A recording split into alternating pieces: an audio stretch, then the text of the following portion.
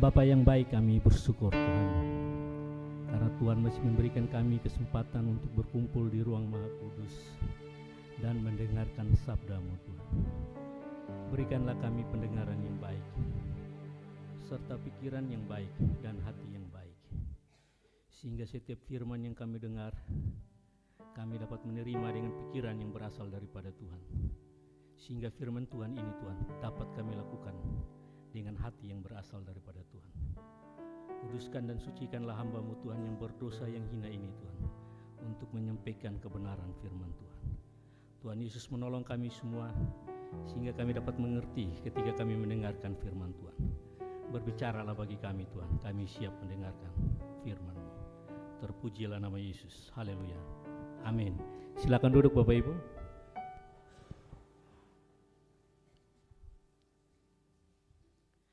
Salam bagi kita semua pagi hari ini. Bagaimana kabarnya? Sehat semua ya? Ya, juga saya menyapa bagi teman-teman yang menyaksikan lewat online. Baik Bapak Ibu dan Saudara yang saya kasih dalam Tuhan kita Yesus Kristus, kita masih berada di dalam tema besar kita, yaitu menjadi serupa dengan Yesus. Dan subtema yang diberikan oleh panitia kapel kepada saya, yaitu menjadi serupa dengan Yesus dalam hal menjadi gembala yang baik. Wah, luar biasa sekali ini temanya. Oke, baik Bapak Ibu dan Saudara yang saya kasih dalam Tuhan kita Yesus Kristus. Nah, firman Tuhan yang diberikan kepada saya itu terambil dari Yohanes pasal ke-10 ayat yang ke-11 sampai dengan ke-18, dan juga Yohanes 21 ayat 15 sampai 19. Untuk firman Tuhan ini karena ada dua, jadi saya bagi untuk kaum bapak-bapak dan Aspra, itu kita baca dari Yohanes pasal 10 ayat 11 sampai 18. Untuk kaum ibu-ibu dan Aspri itu dari Yohanes 21 ayat 15 sampai 19. Jadi kaum bapak Yohanes pasal 10 ayat 11 sampai 18. Untuk menghargai firman Tuhan, saya ajak kaum bapak dan Aspra untuk bangkit berdiri. Kita akan baca bersama-sama dalam hitungan 1, 2, 3. Akulah gembala yang baik. Gembala yang baik memberikan nyawanya bagi domba-dombanya.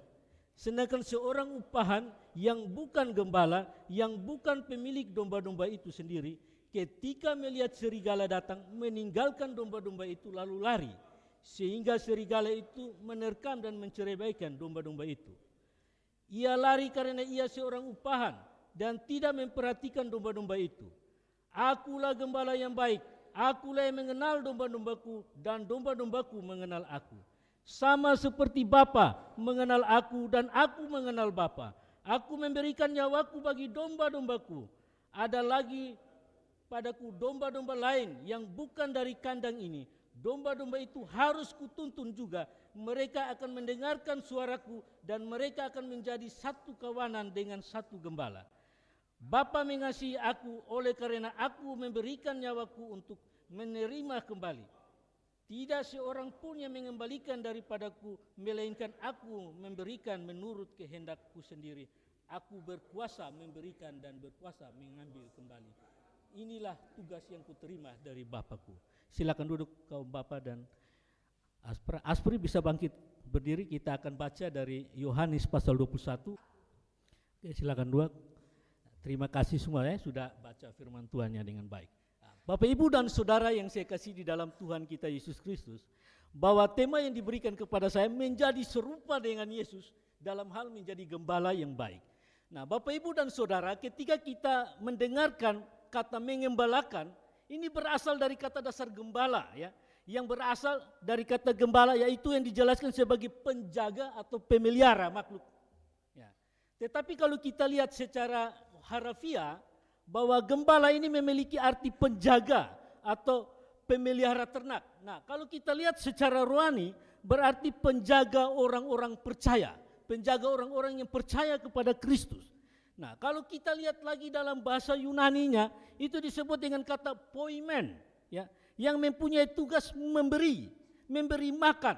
Ya. Dalam arti rohani berarti memelihara dan membimbing dan memberi makan dan serta menjaga kawanan dombanya yang dipercayakan oleh Tuhan kepada kita.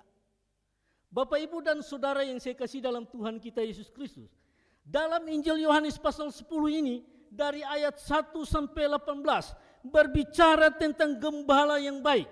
Gembala yang baik adalah gembala yang mampu menjaga, mengayomi, dan melindungi domba-dombanya.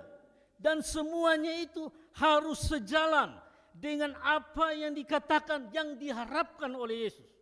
Dan kita semua yang berada dalam ruangan ini adalah gembala. Dalam lingkup keluarga, kita adalah gembala di dalam keluarga kita. Nah, kalau kita lihat dalam lingkup, dalam konteks panggilan kita sebagai orang percaya, kita adalah gembala bagi siapa? Bagi rekan-rekan kita, bagi sahabat kita, bagi sesama kita, bagi sesama lintas agama, bahkan lintas suku, bahkan juga lintas golongan. Nah, kalau kita lihat lagi di dalam 1 Petrus pasal 5 ayat 2 berkata kepada kita, gembalakanlah kawanan domba Allah yang ada padamu, jangan dengan paksa, tetapi dengan sukarela sesuai dengan kehendak Allah. Dan janganlah karena mau mencari keuntungan, tetapi pengabdian, dia katakan di sini. Nah, dalam ayat ini mengatakan kepada kita bahwa kita dipanggil untuk pelihara domba-domba Tuhan. Kata pelihara di sini menunjukkan kepada kata kerja, dan kata kerja ini menunjukkan kepada semua yang tercangkup dalam kewajiban sebagai seorang gembala, yaitu membimbing, menjaga, memasukkan di dalam kandang, dan juga memberi makan. Lalu dikatakan di sini, jangan dengan paksa, tetapi dengan sukarela sesuai dengan kehendak Allah. Lalu Yesus mengatakan bahwa gembala-gembala ini tidak boleh memperhatikan kawanan domba Tuhan hanya sejauh mereka karena didesak atau dipaksa. Karena itu Yesus ingin mereka melakukannya dengan sukarela. Apa yang mereka lakukan ini seperti mereka melakukan sungguh-sungguh di dalam pekerjaan dan tugas dan tanggung jawab mereka. Inilah kewajiban dari seorang gembala. Nah, kalau kita lihat lagi di dalam Yeremia pasal 3 ayat 15, dia berkata begini, aku akan mengangkat bagimu gembala yang sesuai dengan hatiku. Mereka akan mengembalakan kamu dengan pengetahuan dan pengertian. Ayat ini mengandung bahwa pesan bahwa Allah memberikan gembala atau pemimpin kepada umatnya yang akan memimpin mereka dengan sebuah pengetahuan dan pengertian yang sesuai dengan kehendak Allah. Gembala atau pemimpin diharapkan akan membimbing domba-dombanya secara bijaksana dan berdasarkan ajaran-ajaran Allah. Nah, ayat ini mencerminkan harapan akan gembala yang baik dan bijaksana yang akan membawa domba-dombanya kepada pemahaman yang lebih dalam tentang kehendak Allah. Nah, di sini dapat diinterpretasikan secara lebih baik sebagai pesan bahwa gembala atau pemimpin yang baik harus memiliki pengetahuan dan pengertian yang kuat dalam melaksanakan tugas-tugas mereka. Makanya kita semua dipanggil untuk sekolah teologi. Kalau kita tidak punya pemahaman yang benar, pengertian yang benar, bagaimana jemaat Tuhan ini? Jadi saya dan Bapak Ibu dipanggil, diperlengkapi di sini. Karena itu adalah panggilan Tuhan bagi kita semua. Kita bersyukur bahwa kita berada di dalam ruangan ini adalah orang-orang pilihan Tuhan. Tuhan memilih kita untuk berada, untuk mengambil pekerjaan Tuhan yang luar biasa ini. Nah, selain itu juga ayat ini juga dihubungkan dengan konsep Yesus Kristus sebagai gembala yang baik. Di dalam tradisi kita dianggap sebagai Yesus adalah pimpinan spiritual kita yang membimbing kita dengan pengetahuan serta pengertian dan kasih. Bapak, Ibu, dan Saudara yang saya kasih dalam Tuhan kita Yesus Kristus, dalam hidup kita pun dituntut untuk menjadi gembala yang baik dimanapun kita berada, baik di lingkungan kerja kita, di sekolah kita, di kantor, di pasar, di gereja, di rumah, dan di mana saja. Yesus menginginkan agar seorang gembala atau pemimpin yang baik mempunyai kepribadian yang sungguh-sungguh rendah hati dan penguasaan diri, pribadi yang menarik, yang selalu mendengarkan dengan hati setiap suara yang datang menyapa dan datang kepada kita.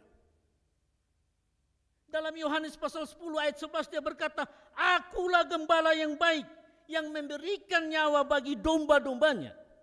Di sini dituntut sebagai seorang gembala untuk memberikan semua waktu kita, tenaga kita, pikiran kita, hati kita, bahkan diri kita seutuhnya pada pekerjaan Tuhan, kepada pekerjaan gereja, dan juga kepada bangsa dan negara kita. Sebagai gembala kita juga dituntut sebagai pintu yang baik yang dapat memberi jalan keselamatan untuk keluar masuknya menuju padang rumput yang dikatakan di dalam ayat ke-9. Maka secara sederhana, seorang gembala adalah pribadi yang menyenangkan, yang melindungi, yang memotivasi, yang selalu menghadirkan Tuhan di tengah-tengah pekerjaan, bahkan di dalam gereja, bahkan di dalam masyarakat, bahkan di dalam bangsa ini.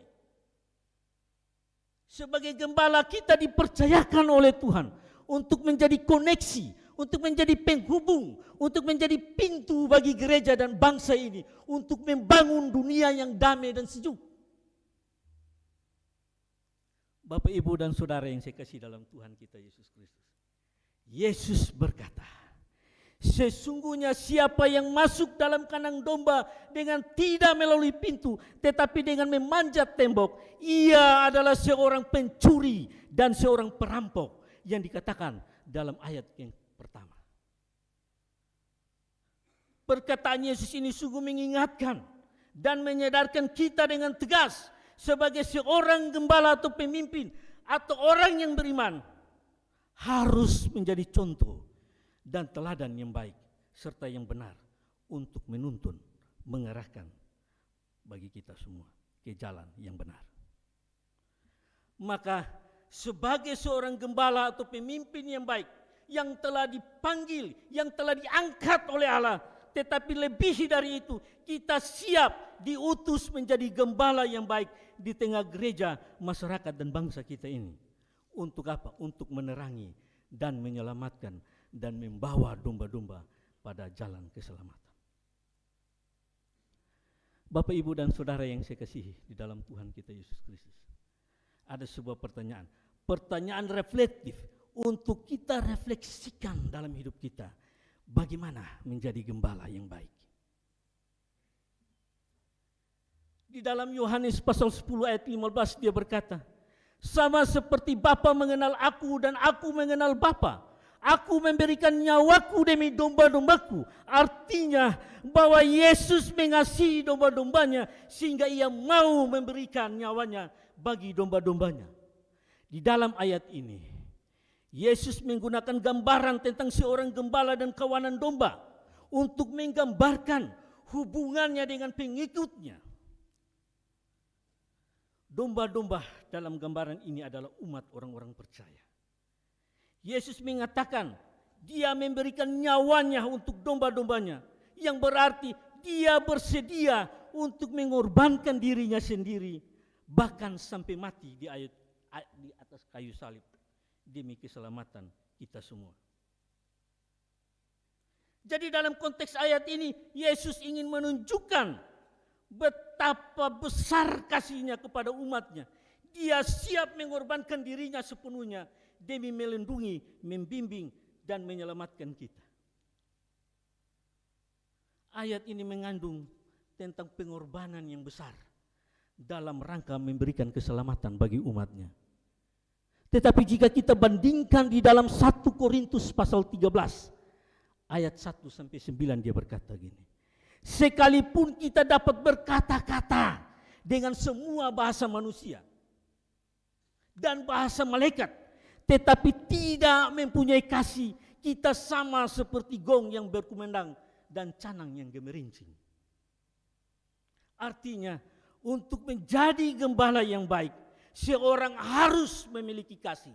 Makanya dikatakan di dalam Yohanes pasal 21 ayat 15 sampai 19. Kata Yesus berkata kepada Simon Petrus sampai 3 kali. Simon anak Yohanes, apakah engkau mengasihi aku lebih daripada mereka ini? Pertanyaan ini muncul 3 kali dalam ayat-ayat tersebut. Dan setiap kali Simon Petrus menjawab bahwa ia mengasihi Yesus. Ini adalah momen penting dalam kisah Simon Petrus. Karena malam sebelumnya penangkapan dan penyaliban Yesus, Simon Petrus telah menyangkal Yesus 3 kali. Dan ini merupakan tanda pemulihan, pengampunan bagi Simon Petrus. Selain itu juga Yesus memberi instruksi kepada Simon Petrus untuk merawat dan mengembalakan domba-dombanya. Secara keseluruhan, pesan ini menunjuk pentingnya kasih dan pengampunan dalam hubungan antara Yesus dan para pengikutnya, serta tanggung jawab yang dimiliki oleh seorang gembala maupun juga pemimpin dalam merawat jemaat. Bapak, Ibu, dan Saudara yang saya kasih dalam Tuhan kita Yesus Kristus, pagi hari ini kita akan melihat beberapa ciri menjadi gembala yang baik di dalam kitab Yohanes pasal 10. Yaitu ciri yang pertama, membuka pintu. Dan ciri yang kedua, mengenal domba-dombanya. Ciri yang ketiga, menuntun domba-domba keluar masuk. Yang keempat, bersedia memberikan nyawanya untuk domba-dombanya.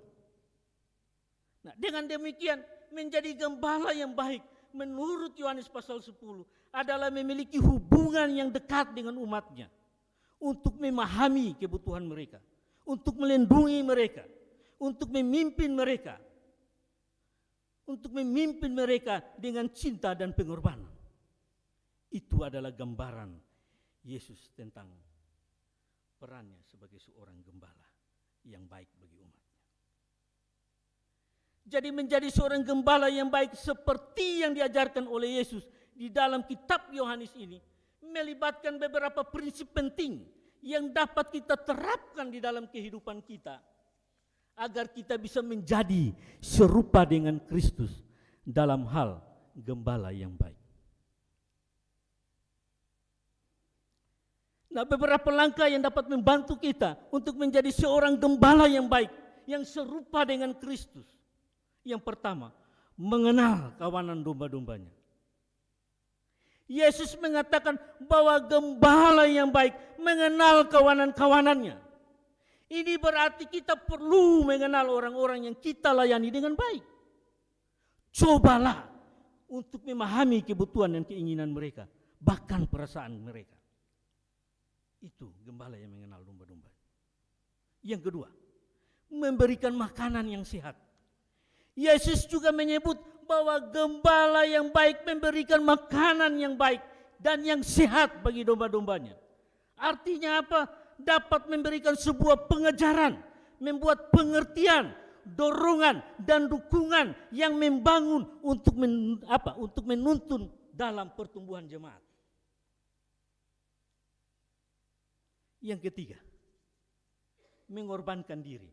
Yesus memberikan contoh yang luar biasa tentang pengorbanan diri ketika ia berkata bahwa gembala yang baik memberikan nyawanya untuk domba-domba. Di sini diajarkan kita untuk bersedia mengorbankan waktu, energi, bahkan nyawa kita sekalipun untuk kesejahteraan domba-domba kita. Yang keempat, memberikan kasih sayang dan perhatian. Kasih sayang dan perhatian adalah komponen penting dalam menjadi seorang gembala yang baik. Cobalah untuk mendengarkan dengan baik dan berempati dengan baik serta menyayangi domba-domba yang kita layani ini.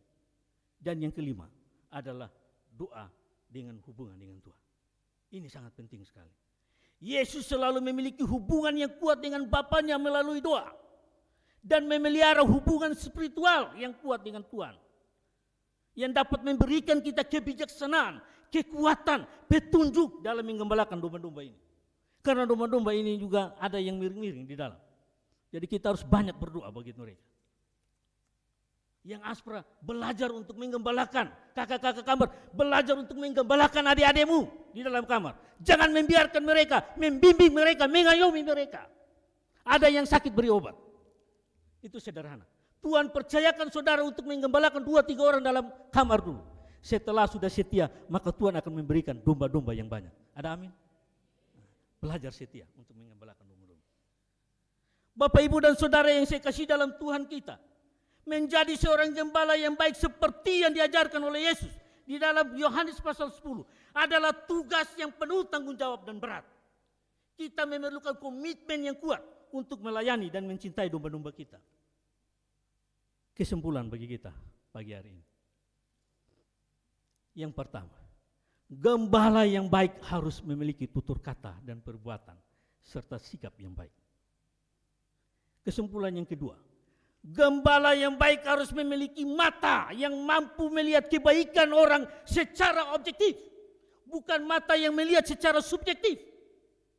Gembala yang baik harus memiliki tangan yang kuat untuk mengangkat sesama, menolong sesama, bukan tangan yang menjatuhkan atau membiarkan. Yang ketiga, gembala yang baik harus memiliki telinga yang mampu mendengarkan masukan yang baik dari sesama, walaupun itu terasa sakit. Bukan telinga yang hanya mendengar hasutan-hasutan. Gembala yang baik harus memiliki kaki yang mampu mencari pendosa, bukan kaki yang hanya mencari keuntungan sendiri. Gembala yang baik harus memiliki hati yang tulus, yang rendah hati, yang jujur, bukan hati yang sombong, pendendam, pemarah, dan pencemburu. Bukan seperti itu. Dengan kata lain, untuk menjadi gembala yang baik maka kita harus menyelaraskan antara kata dan perbuatan, antara hati dan mulut. Artinya, apa yang kita bicarakan harus kita aplikasikan, kita terapkan dalam kehidupan nyata. Ketika kita berteriak tentang kasih yang memaafkan, sementara kita menabur dendam. Kita berteriak tentang rendah hati, sementara kita sombong dan gila hormat. Kita berteriak tentang pembawa damai, sementara kita sendiri ada menabur benih-benih perpecahan. Akhirnya dari semuanya, supaya menjadi gembala yang baik, yang sesuai dengan kriteria yang diberikan oleh Yesus, maka marilah kita menyelimuti diri kita dengan selimut kasih dalam tugas pengembalaan sesuai dengan profesi kita masing-masing. Demikianlah firman Tuhan pagi hari ini. Mari kita tunduk kepala. Bapa yang baik, hamba-Mu telah menyampaikan firman-Mu bagi kami semua. Roh Kudus menolong kami supaya apa yang kami dengar dapat kami menerapkan di dalam kehidupan kami. Karena kami sadar Tuhan, panggilan Tuhan ini panggilan yang berat. Tanpa Tuhan membimbing kami tidak sanggup menjalankan tugas dan tanggung jawab kami yang berat yang Tuhan titipkan. Tetapi hanya karena kasih karunia Tuhan yang Tuhan berikan. Terima kasih Tuhan untuk kepercayaan yang Tuhan berikan bagi kami sebagai tugas dan tanggung jawab menjadi seorang gembala, bahkan menjadi seorang pemimpin di dalam profesi kami masing-masing. Terima kasih Allah Roh Kudus, Engkau menolong kami. Terima kasih Roh Yesus, terpujilah nama Engkau. Haleluya. Amin.